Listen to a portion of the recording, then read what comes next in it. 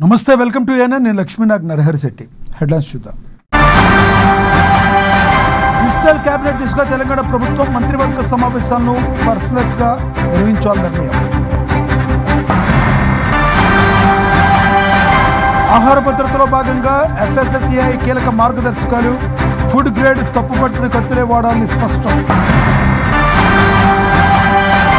కాకినాడ జిల్లా తుని పాప ఇంటి దగ్గర జ్యోతిష్యుడు హల్చల్. పాప భూదేవిలో కలిసిపోయిందంటూ హడావిడి. మహబూబాబాద్ జిల్లా సోమల తండలో దారుణం. తాగి వచ్చి వేధిస్తున్నాడని భర్తని చంపిన భార్య.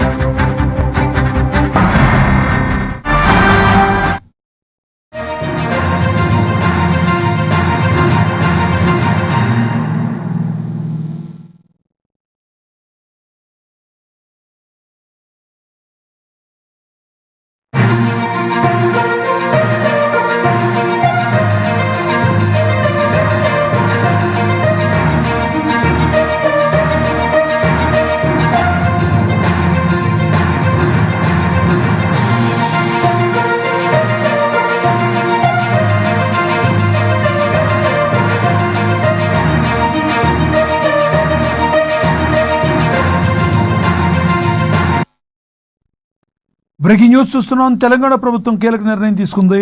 కేబినెట్ సమావేశాలను డిజిటల్ విధానంలో నిర్వహించాలని ప్రభుత్వం నిర్ణయించింది. ఈ ప్రతిపాదనకు కేబినెట్ గ్రీన్ సిగ్నల్ ఇచ్చింది. ఈ విధానం అమలు కోసం 2 కోట్ల వ్యయంతో ప్రత్యేక సాఫ్ట్వేర్ను అభివృద్ధి చేస్తున్నారు. ప్రస్తుతం ఉత్తరాఖండ్ రాష్ట్రంలో అమల్లో ఉన్న కేబినెట్ డిజిటల్ విధానాన్ని తెలంగాణ అవసరాలకు అనుగుణంగా మార్పులు చేసి అమలు చేయనున్నారు. ఈ విధానం ద్వారా పరిపాలనలో వేగం, పారదర్శకత, సౌలభ్యాన్ని పెంచాలని ప్రభుత్వం లక్ష్యంగా పెట్టుకుంది. డేటా లీకేజ్, హ్యాకింగ్ నివారణకు ప్రత్యేక లాగిన్ ఐడీలు, పాస్వర్డ్లు, బలమైన సెక్యూరిటీ వ్యవస్థలను అమలు చేయనున్నారు.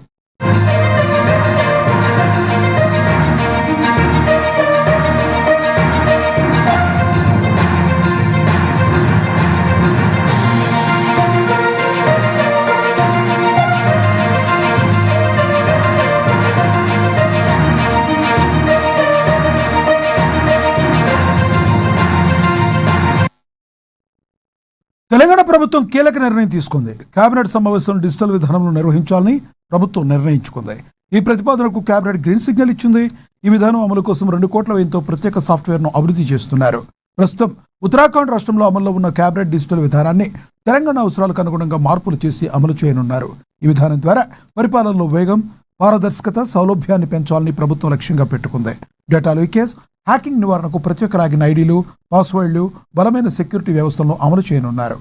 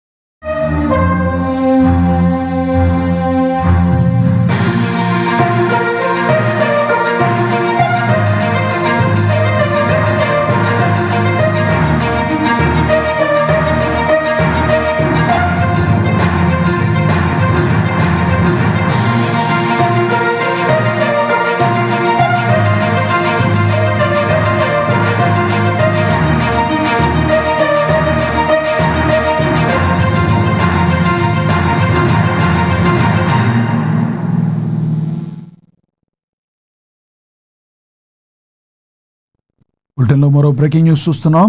హైదరాబాద్లో ఫుడ్ సేఫ్టీ అధికారులు తనిఖీలు ప్రకంపనలు సృష్టిస్తున్నాయి. హోటళ్లు, రెస్టారెంట్లపై అధికారులు మెరుపుదాడులు నిర్వహిస్తున్నారు. తాజాగా జూబ్లీ ఎన్క్లేవ్లోని లా పినోజీ పిజ్జా సెంటర్లో అధికారులు జరిపిన తనిఖీల్లో విస్తుపోయే నిజాలు వెలుగు చూశాయి.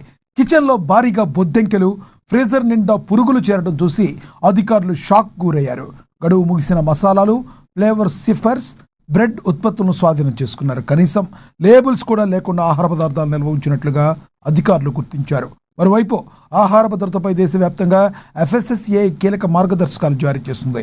ఫుడ్ బిజినెస్ ఆపరేటర్లందరూ కూడా తప్పనిసరిగా ఫుడ్ గ్రేడ్ తుప్పు పట్టని కత్తులు, బ్లేడ్లను మాత్రమే వాడాలని ఆదేశించింది.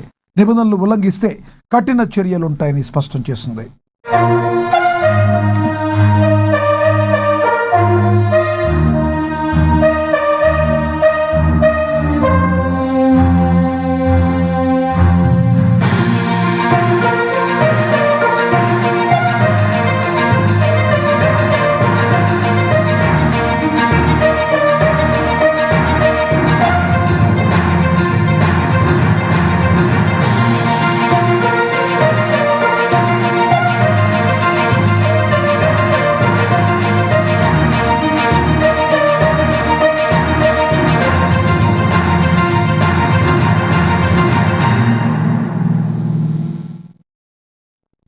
హైదరాబాద్లో ఫుడ్ సేఫ్టీ అధికారులు తనిఖీలు ప్రకంపనలు సృష్టిస్తున్నాయి.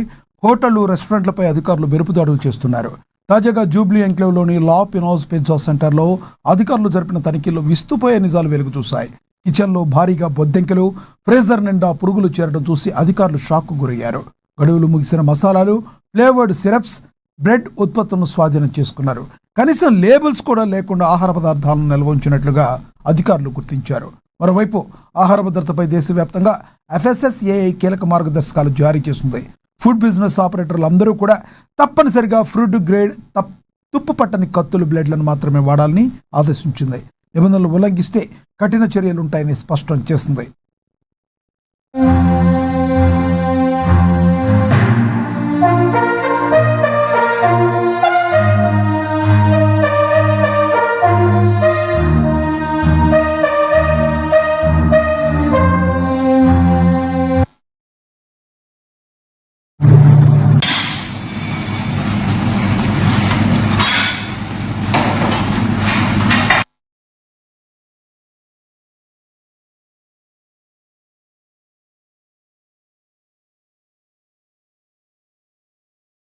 అయితే అది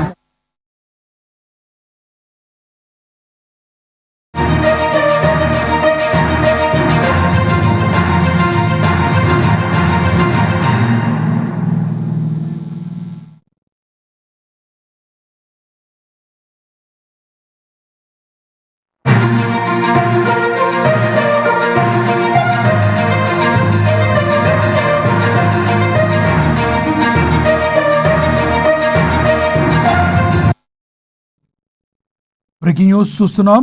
కాకినాడ జిల్లా తునిలో 13 రోజుల క్రితం అదృశ్యమైన చిన్నారి మిస్సింగ్ కేసు పోలీసులకు సవాల్గా మారింది.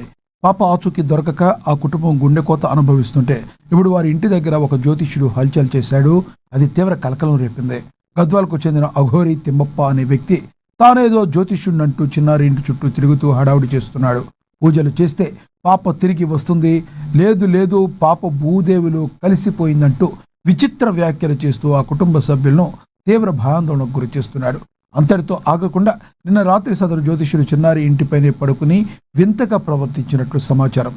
దీనిపై ఎవరైనా ప్రశ్నిస్తే ఏకంగా సీఎం పేరు చెప్పి బెదిరింపులకు దిగుతున్నాడనే ఆరోపణలు వస్తున్నాయి.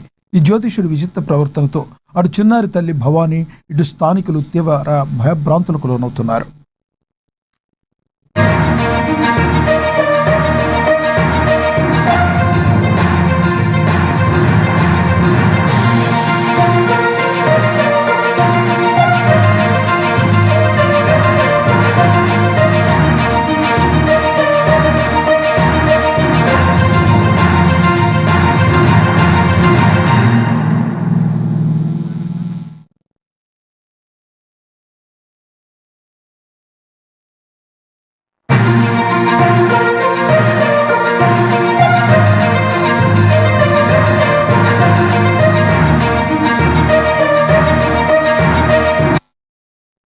కాకినాడ జిల్లా తునిలో 13 రోజుల క్రితం అదృశ్యమైన చిన్నారి మిస్సింగ్ కేసు ఇప్పుడు పోలీసులకు సవాల్గా మారింది. పాప ఆచూకీ దొరకడం ఆ కుటుంబం గుండె కోత అనుభవిస్తుంది. పాప ఆచూకీ దొరకకపోవడంతో వాళ్ళు కుటుంబీకులు గుండె కోత అనుభవిస్తుంటే ఇప్పుడు వారి ఇంటి దగ్గర ఒక జ్యోతిష్యుడు హల్చల్ కలకలం రేపుతుంది. గద్వాలకు చెందిన అఘోరి తిమ్మప్ప అనే వ్యక్తి తానేదో జ్యోతిష్యుడినంటూ చిన్నారి ఇంటి చుట్టూ తిరుగుతూ హడావుడి చేస్తున్నాడు. ఇదే విషయానికి సంబంధించి మరింత సమాచారాన్ని మా ప్రతినిధి శ్రీనివాస్ ఫోన్ ద్వారా అందిస్తారు. శ్రీనివాస్, చెప్పండి, ఎవరి తిమ్మప్ప, ఎవరి జ్యోతిష్యుడు, అసలు ఏం చెప్తున్నాడు?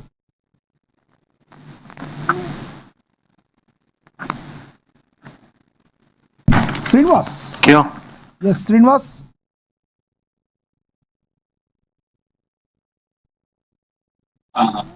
Thank you Lakshmi Rao. కాకినాడ జిల్లాలో తునిలో ఒక చిన్నారి అదృశ్యమైన కేసు పోలీసులకు సవాలుగా మారింది. చిన్నారి కనిపించకుండా 13 రోజులు గడిచిన ఇప్పటికీ ఆమె ఆచూకీ లభించలేదు. చిన్నారి జ్ఞానేశ్వరి ఇదే సమయంలో గద్వాల్కు చెందినట్లు చెప్పుకుంటున్న అఘోరి జ్యోతిష్యుడు చెప్పమ్మ చిన్నారి ఇంటి వద్ద వచ్చి కలకలం రేపాడు. పూజలు చేస్తే చిన్నారి తిరిగి వస్తుందని, మరోవైపు పాప భూదేవుడు కలిసిపోయినటువంటి వ్యాఖ్యలు చేస్తూ కుటుంబ సభ్యులు భయాందోళనకు గురి చేశాడని ఆరోపణలు వస్తున్నాయి. ఇటు ఇంటి చుట్టూ తిరగడం, రాత్రి ఇంటిపై పడుకోవడం వంటి విచిత్ర ప్రవర్తనతో స్థానికులు ఆందోళన పెరిగింది. తనను ప్రశ్నించిన వారిని ముఖ్యమంత్రి పేరు చెప్పి బెదిరించడానికి కూడా స్థానికులు చెప్తున్నారు. ఈ వ్యవహారంలో చిన్నారి కుటుంబ సభ్యులు తీవ్ర మానసిక ఒత్తిడి గురైందని, పిల్లలతో కలిసి రాత్రులు నిద్రపోలేకపోతున్నామని తల్లి భవాని వాగ్మనుడు సమాచారం ఇస్తున్నారు. లక్ష్మీనాథ్. Thank you Srinivas.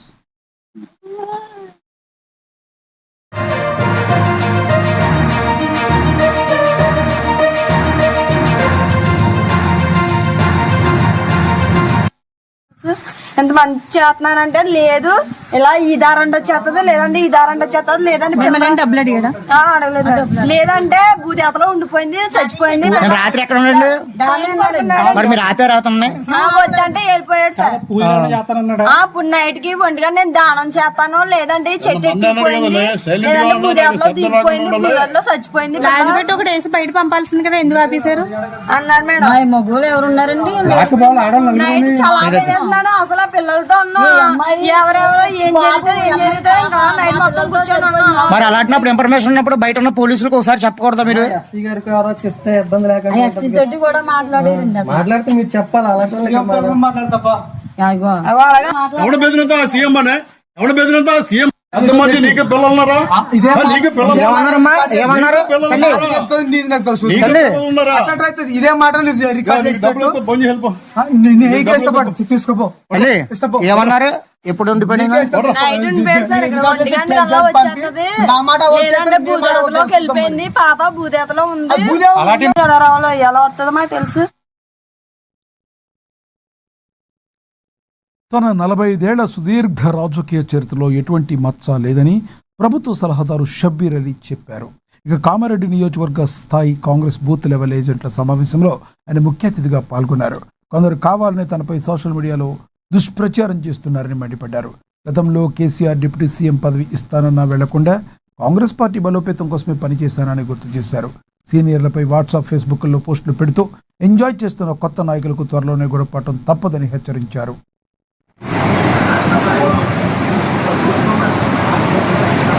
కష్టపడి అయితేనే అవుతాం. మీరు కూడా చిన్నప్పటి నుంచి గోడలు కట్టి, గోడల మీద కంబాలు, కరెంట్ కంబాలు కట్టి, బ్యానర్లు కట్టుకోవడం ఆడికెళ్ళి వచ్చినాం. అందు గురించి ఈ ఫోటో సిస్టమ్ ఎప్పటి నుంచి వచ్చింది? సుదర్శన్ కోసం మరియు రేఖా సుదర్శన్ గారు కూడా అసలు ఇవాళ మొత్తం పార్టీకు ఈ ఎస్ఐఆర్ గురించే డిస్కషన్. దీని మీదనే మన ప్రోగ్రాం కావాలి. మనకు 266 బూతులు ఉన్నారు. మరి మొత్తం మనకు 266 బూతులు ఉన్నాయని లేవాలి. లేని వాళ్ళు ఉంటే ఎందుకు రాలేదు? కాకుండా ఇంకా మనకు అవకాశం ఉంది. 26 లోపల చేంజ్ చేసి కొత్త పేరు పెడతాం. కొత్త పేరు తీసేసి, ఎందుకంటే ఇది మన పార్టీ వాళ్ళు ఎంత ఇంపార్టెన్స్ ఇస్తున్నారో మీరు చూస్తున్నారు. నేను ముఖ్యమంత్రిగా చెప్తున్నాను, దీని మీద రాహుల్ గాంధీ గారు చెప్తున్నారు. మనమేమో దాన్ని పట్టించుకోకుండా అది ఇవన్నీ నడుస్తూ ఉంటాయి. మీరు ఈ కార్యక్రమాల్లో ఆదిలాబాద్ జిల్లా సాత్నాల మండలం దుబ్బగూడ గ్రామంలో విషాదం నెలకొంది. ఇటీవల అనారోగ్యంతో మృతి చెందిన టెకం గంటు కుటుంబ సభ్యులను ఆదిలాబాద్ అసెంబ్లీ ఇన్ఛార్జి కంది శ్రీనివాసరెడ్డి సతీమణి కంది మౌనా శ్రీనివాసరెడ్డి పరామర్శించారు. వారి నివాసానికి వెళ్లిన ఆమె మృతుని కుటుంబానికి తమ ప్రగాఢ సానుభూతిని తెలిపారు. ఈ కార్యక్రమంలో మండల కాంగ్రెస్ పార్టీ నాయకులు మరియు కార్యకర్తలు పెద్ద సంఖ్యలో పాల్గొన్నారు.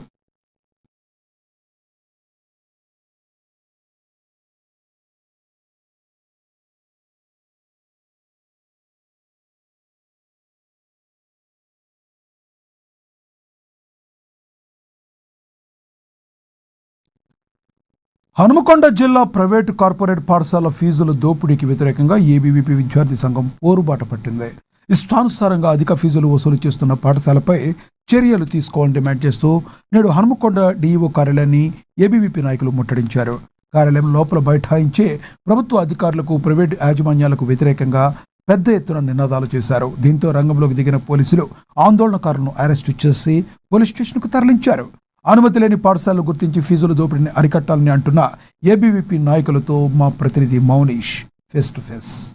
ప్రైవేట్ స్కూల్ యాజమాన్యం ఇటు అధిక ఫీజులు వసూలు చేస్తూ బుక్స్, టైలు, అదే విధంగా యూనిఫామ్ లకు సంబంధించిన వాటిని అక్రమంగా అమ్ముతున్నారంటే అయితే ఈ రోజు ఏబీవీపీ ఆధ్వర్యంలో మన డిఓ ఆఫీస్ వద్ద అయితే ఆందోళన కార్యక్రమం చేపట్టారు. డిఓ ఆఫీస్ లోపలికి వెళ్ళి అయితే నినాదాలు చేస్తే అయితే వారైతే ఏవైతే ప్రైవేట్ స్కూల్ అయితే యాజమాన్యం ఇష్టానుసారంగా వ్యవహరిస్తున్నారో వారిపైన చర్యలు తీసుకోవాలంటూ వారైతే ఆందోళన కార్యక్రమం చేపట్టారు. ప్రస్తుతం వారితో ఏబీవీపీ వారు ఉన్నారు, వారితో మాట్లాడదాం. చెప్పండి తమ్మి, అసలు ఏంటి ఈ ప్రభుత్వ అదే విధంగా ప్రైవేట్ స్కూళ్ళలో ఉన్న సమస్యలు ఏంటి, మీ దృష్టికి ఎలాంటి సమస్యలు వచ్చాయి? ఇదే హన్మకొండలో ఉన్నటువంటి నగరంలో ఉన్నటువంటి ప్రభుత్వ పాఠశాలలు చాలా ఉన్నాయి, మనందరికి తెలుసన్నా. ఇదే పక్కన డిఓ గారి కార్యాలయం ఆనుకున్నటువంటి పాఠశాలలో ఎన్నో సమస్యలు ఉన్నాయి, దాన్ని పట్టించుకోరు డిఓ గారు. దేన్ని ఎలాంటి పాఠశాలను పట్టించుకోవడం అంటే వారికి అయితే లంచాలు అయితే ఏ పాఠశాల ఇస్తుందో వాటిని పట్టించుకుంటాడు ఇక్కడ ఉన్నటువంటి డిఓ. మేము డిఓ గారిని ఒకటే అడుగుతున్నాం. మొన్ననే 3 రోజుల కిందట ఒక పాఠశాలను మేము సీజ్ చేయడం జరిగింది. అక్కడ బుక్స్ అమ్ముతున్నారని విద్యాశాఖ అధికారికి అదే డిఓ గారికి ఫోన్ చేస్తే డిఓ గారు ఏమన్నారంటే అమ్ముకోవచ్చు బుక్కులు అనేసి. ఏ విధంగా అమ్ముకోవచ్చు డిఓ గారు, మాకు ఒకటి చూపెట్టండి అని మేము అడిగినప్పుడు అప్పుడు ఎంఈఓ గారిని 1 గంట 2 గంటల తర్వాత పంపించి అక్కడ ఉన్నటువంటి ఒక రూమ్ ని సీజ్ చేయడం జరిగింది, అక్కడ పాఠశాలను సీజ్ చేయడం. మేము ఒకటి అడుగుతున్నాం, ఎందుకు నీకు ఇంత ప్రేమ వాటి మీద? అంటే ఇక్కడ ప్రభుత్వ పాఠశాలలు లేని ప్రేమ ప్రైవేట్ కార్పొరేట్ పాఠశాలలో మీకు ఎందుకంత ప్రేమ అనేసి మేము అడుగుతున్నాం. ఈ రోజు ఈ యొక్క కార్యాలయాన్ని ముట్టడించడం కూడా దానికి అదే నిదర్శనం. ఎందుకంటే నువ్వు కార్పొరేట్ పాఠశాలకైతే ఏ విధంగా తొత్తులుగా మారుతున్నావో ఈ రోజు ఇలాంటి ప్రైవేట్ పాఠశాలలు అయితే ఏ విధంగా విచ్చలవిడిగా రోజు పర్మిషన్ లేకుండా ఓపెన్ లేకుండా నిర్వహిస్తా ఉన్నారు. ఇదే ఇక్కడ ఉన్నటువంటి నక్కలగుట్టలో ఉన్నటువంటి ఒక నాగేశ్వరరావు ట్యూషన్ పేరు మీద నిర్వహిస్తున్న పాఠశాలకి ఇంతవరకు ఓపీ రాలేదు. ఓపీ రాకపోయినా కూడా ఎందుకు నడుస్తా ఉన్నది అంటే మీ డిఓ గారు ఎంఈఓ గారు ఏం చేస్తా ఉన్నారు? నిద్రపోతా ఉన్నారా మండల శాఖ అధికారులు, విద్యాశాఖ అధికారులు? ఒకటే అడుగుతున్నాం, వెంటనే ఇలాంటి పాఠశాలల మీద నువ్వు చర్యలు తీసుకోకపోతే ఇలాంటి ఉద్యమాలు ఏబీపీ ఏం చేస్తా ఉంటుందని మేము డిమాండ్ చేస్తా ఉన్నాం. మా డిమాండ్లు ఒకటి, ఏనాడైతే ప్రభుత్వ పాఠశాలలు అయితే ఏ విధంగా అయితే బాగుపడతాయో బాగుపడాలంటే ఇలాంటి కార్పొరేట్ పాఠశాలలు మూసివేయబడాలి. ఇలాంటి కార్పొరేట్ పాఠశాలలు మూసివేయడం ముందు ఇలాంటి చర్యలు ఏబీపీ ఎప్పటికి తీసుకుంటానే ఉన్నాయని మేము డిమాండ్ చేస్తున్నాం. ఇలాంటి అంటే బుక్స్ అమ్మేటువంటి ఇలాంటి అంటే టైలు బుక్స్ అమ్మేటువంటి ఇలాంటి స్కూళ్ళను మీరు గుర్తించారు, ఇలాంటి అంటే ప్రభుత్వ దృష్టికి తీసుకువెళ్లారా? అధికారులు ఏమంటారు? మనం వరంగల్ చూసుకున్నట్టయితే నర్సంపేట అనేది అక్కడ ఉన్న ఏదైతే ప్రైవేట్ పాఠశాలలు ఉన్నాయో అక్కడ ఎంఈఓ గారికి మన ఏదైతే ఈ మంత్ లో ఫస్ట్ డే మనం లెటర్ ఇవ్వడం జరిగింది. ఆ లెటర్, సార్ ఇది పరిస్థితి, మనం లాస్ట్ ఇయర్ కూడా మీకు కంప్లైంట్ ఇచ్చాం కానీ మీరు ఏ మాత్రం దీని మీద చర్యలు తీసుకోలేదు. కొన్ని పర్మిషన్ లేని స్కూల్స్ కూడా ఉన్నాయి. అలాగే అక్కడ ఏంటంటే రూరల్ ఏరియా, అది ఆ రూరల్ ఏరియాలో మీరు 1-2 లక్షలు అని ఫీజులు తల్లిదండ్రుల రక్తం తాగుతున్నారు ఇక్కడ ఉన్న ప్రైవేట్ యజమానులు. మీరు ఏం చేస్తున్నారు సార్ అంటే మేము అడగడం జరిగింది. అయితే వాళ్ళు మేము చేస్తాం అంటారు కానీ వాళ్ళు ఏ మాత్రం ఎప్పుడు కానీ ఆ స్కూల్కి వచ్చి పట్టించుకునేది లేదు. అంటే వాళ్ళకి ఏమైనా వాళ్ళ సైడ్ నుంచి ఏమైనా జరుగుతున్నాయా అంటే ఏమైనా అందుతున్నాయా? అందుకే ప్రైవేట్ స్కూళ్ళని వాళ్ళు పట్టించుకుంటలేరా? వాళ్ళు ఇప్పుడు కొన్ని ఫిట్నెస్ లేని బస్సెస్ కూడా ఉన్నాయి, మరి దాని మీద కూడా మనం కంప్లైంట్ ఇవ్వడం జరిగింది. మరి దాన్ని కూడా పట్టించుకునే నాదులే లేదు ఇక్కడ ఎంఈఓ గారు కావచ్చు, అలాగే డిఓ గారు కావచ్చు. ఇప్పుడు అక్కడ ఉన్న గవర్నమెంట్ స్కూళ్ళలో కొన్ని స్కూళ్ళలో ఫుట్బాల్ వేసారు అనే దాని గురించి మాట్లాడితే దాని గురించి రారు. వాళ్ళ ఏదైతే వాళ్ళకి మన ప్రైవేట్ స్కూళ్ళలో ఏమైనా అకేషన్ ఉంటే అకేషన్ పోవడం జరుగుతుంది. కానీ అక్కడ ఉన్న గవర్నమెంట్ స్కూల్ ఏ మాత్రం ఎంఈఓ గారు కావచ్చు, డిఓ గారు ఏ మాత్రం పట్టించుకుంటలేరు. మేము మరి ఈ రోజు ఈ డిఓ ముట్టడి చేశామంటే ఒకే ఒక కారణం, ఏదైతే విద్యార్థుల తల్లిదండ్రుల దగ్గర మీరు తీసుకున్న ఫీజులు మీరు కనీసం వాళ్ళకి ఆ ఇప్పుడు రూరల్ ఏరియాలో కూడా ఇన్ని ఫీజులు వసూలు చేస్తే వాళ్ళు ఎక్కడి నుంచి తెచ్చి కడతారు మీకు అని దాని గురించి ఈ రోజు డిఓ ముట్టడి చేయడం జరిగింది. ఇది ఏబీవీపీ విద్యార్థి సంఘ నాయకులు చెప్తున్న విషయాలు ఏంటంటే ప్రభుత్వ ప్రైవేట్ స్కూళ్లలో దోపిడీ అయితే జరుగుతుంది. ఇటు ప్రైవేట్ స్కూళ్లలో కూడా అధికంగా ఫీజులు వసూలు చేస్తున్నారు. అదే విధంగా బుక్స్ కానీ టైస్, స్కూల్ యూనిఫామ్ అంటూ ఇటైతే వారైతే అక్రమంగా అయితే డబ్బులు వసూలు చేస్తున్నారు. అదే విధంగా పర్మిషన్ లేకుండా స్కూళ్లు నడిపిస్తున్నారు అని చెప్తున్నారు. వారిపైన చర్యలు తీసుకోవాలంటే నేను డిఓ కార్యాలయం లోపల అయితే వారైతే ఆందోళన చేపట్టిన పరిస్థితి కల్పిస్తుంది. ఎవరైతే ఏబీవీపీ నాయకులు ఆందోళన చేస్తున్నారో వారిని అయితే పోలీసులు అరెస్ట్ చేసి అయితే పోలీస్ స్టేషన్ కి తరలించిన పరిస్థితి కూడా మనకు కనిపిస్తుంది. కెమెరా పర్సన్ రమేష్ తో మౌని, షేన్ న్యూస్ వరంగల్. కేంద్ర రాష్ట్ర ప్రభుత్వాల ఉమ్మడి సహకారంతో మార్కాపురం జిల్లాను అన్ని రంగాల్లో మరింత అభివృద్ధి చేసేందుకు కృషి చేస్తున్నామని బీజేపీ నేత ఏలూరి రామచంద్రారెడ్డి స్పష్టం చేశారు. మార్కాపురం జిల్లా కేంద్రంలోని సమావేశంలో ఆయన కీలక వ్యాఖ్యలు చేశారు. నూతనంగా ఏర్పాటైన మార్కాపురం జిల్లాకు కేంద్ర ప్రభుత్వం మరిన్ని నిధులు సమకూరుస్తుందని ఆయన ధీమా వ్యక్తం చేశారు. కూటమి ప్రభుత్వం ఆధ్వర్యంలో నిలిచిపోయిన రోడ్డు, ప్రాజెక్టు పనులను త్వరితగతిన పూర్తి చేసి ప్రజలకు పరిపాలన సౌలభ్యం ఇస్తామని హామీ ఇచ్చారు.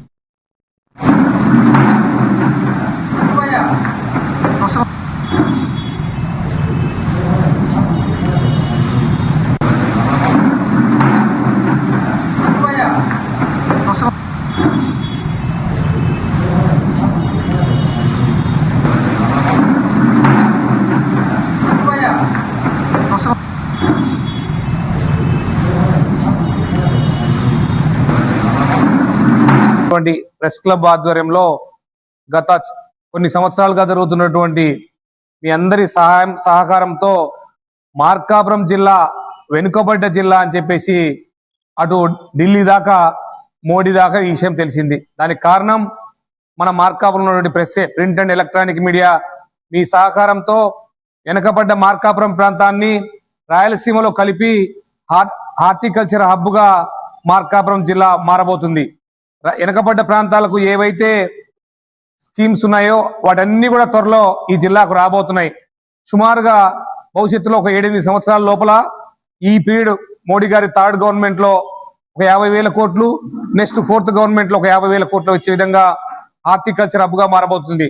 అన్నిటికంటే గొప్ప విషయం మార్కాపురం అనగానే కరువు అనేక విధాలుగా సహాయం చేస్తున్న దానికి అనేక లక్షల పెట్టుబడులు ఆంధ్రప్రదేశ్ కి ఇవ్వడం జరుగుతుంది. మొన్న చూస్తే కేంద్ర ప్రభుత్వం మన రాష్ట్ర రాజధాని అమరావతికి కేంద్రంలో 2వ రాజధానిగా పరిగణిస్తూ ఈ యొక్క కేంద్ర ప్రభుత్వ కార్యాలయాలు ఏవైతే ఉన్నాయో నిర్మాణం చేయడం కోసం 23,500 కోట్లు కేటాయించడం జరిగింది. ఇందులో భాగంగా కేంద్ర ప్రభుత్వ కార్యాలయాలన్నీ కూడా అమరావతిలో నిర్మిస్తారు. అదేవిధంగా మన జిల్లాకు కూడా 1,290 కోట్ల రూపాయలను. మహబూబాబాద్ జిల్లా గూడూరు మండలం సోమల తాండాలో దారుణం జరిగింది. నిత్యం తాగి వచ్చి వేధిస్తున్న భర్తను భార్య కొట్టి చంపిన ఘటన స్థానికంగా కలకలం రేపింది. టీఆర్ఎస్ తాండా గ్రామ పంచాయతీ పరిధిలోని సోమల తండాకు చెందిన దంపతులకు 20 ఏళ్ల క్రితం వివాహం జరిగింది. అయితే భర్త తాగుడుకు బానిసై ఇటీవల భూమి అమ్మి వచ్చిన డబ్బుతో జల్సాలు చేస్తూ కుటుంబ అవసరాలను పట్టించుకోకుండా భార్యను నిత్యం చెత్తగా బాధేవాడు. భర్త వేధింపులు మితిమీరటంతో భరించలేకపోయిన భార్య విజయ తెల్లవారుజామున భర్తను హతమార్చింది. అనంతరం స్థానిక పోలీస్ స్టేషన్లో స్వయంగా లొంగిపోయింది.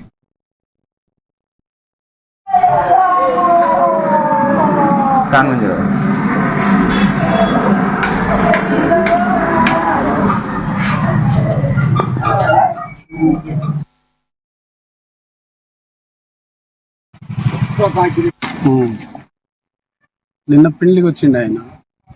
పెళ్లికి వచ్చి ఇక్కడ పెళ్లి ఫంక్షన్ కాడ ఉన్నాడు. రాత్రి డీజేతో డ్యాన్స్ ఇట్లా చేసిండు. 1ంటికి ఇంటికి వెళ్ళిన తర్వాత గొడవ అయిందని చెప్పి తెలిసింది. గొడవ అయిన తర్వాత గొడవతోనే ఇక వాళ్ళు ఒల్లి పెట్టుకున్న తర్వాత రాత్రి మాకు తెలిసిన సమాచారం ఏంటంటే 4ంటికి చచ్చిపోయిండని తెలియని పోయినాం. అక్కడికి పోతే ఇస్రాయితోని వాళ్ళ భార్య చంపిందని చెప్పి అన్నారు. పోలీస్ స్టేషన్ వెళ్ళి వచ్చింది అమ్మాయి చంపి. ఆయన కారు దొంగతాడు. మహబూబాబాద్ జిల్లా డోర్నకల్ మున్సిపల్ కేంద్రంలో ఘోర విషాదం చోటు చేసుకుంది.